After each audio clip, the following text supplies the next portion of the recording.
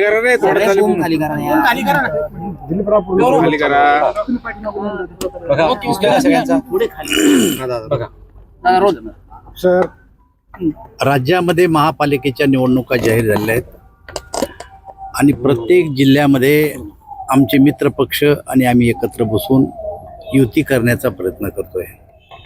त्याच पद्धतीप्रमाणे जालन्यामध्ये सुद्धा गेले 2 दिवसापासून आमचे मित्र पक्ष आणि आम्ही बैठका करतो.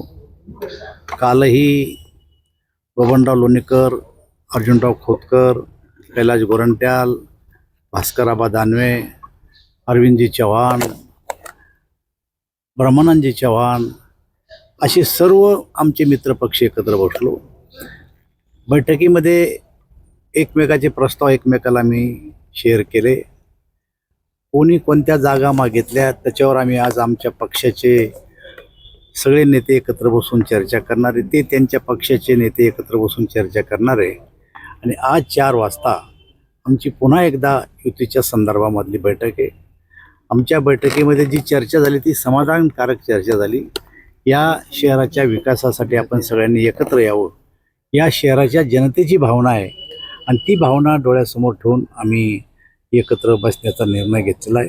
आणि मला असं वाटतं की अंतिम टप्प्यात युतीची बोलणी आमची सुरू आहे. जालना शहर हे विकासाला मतदान देणारं शहर आहे. कोणी कितीही काही जरी केलं आणि काही बोललं तर त्याकडं दुर्लक्ष करून शेवटी जेव्हा जो कोणी पक्ष विकास करेल त्याच्या पाठीमागं मतदान करणारं हे शहर आहे. त्यामुळं आम्ही आज पुन्हा एकत्र बसून या विषयावर चर्चा करू. जागा वाटपाचा फॉर्म्युला ठरलाय आज ठरण्याची शक्यता आहे. असं आहे की जागा वाटपाचा फॉर्म्युला आम्ही एकमेकाला शेअर केला.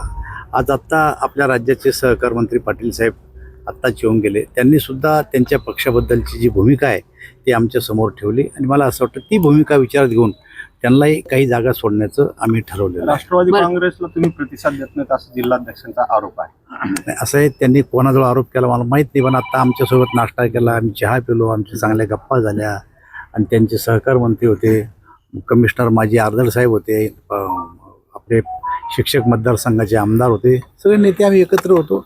मला वाटतं ते काही असं म्हणले नाही म्हणले काही आमच्या ऐकत नाही. पण एकूण जागा 65 आहे, त्यापैकी दोन्ही पक्ष शिवसेना आणि भाजप 40 जागेसाठी आग्रही असले. मला असं वाटतं की आता आम्ही शेअर केलंय, फायनल निर्णय कोणताच झाला नाही. आज निर्णय होईल.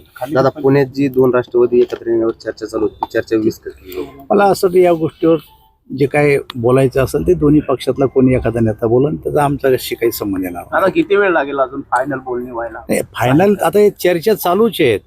4 वाजता आम्ही आज बसणार आहे. मला असं वाटतं की आज आम्ही चर्चा फायनल करू अशी शक्यता आहे. थँक्यू दादा.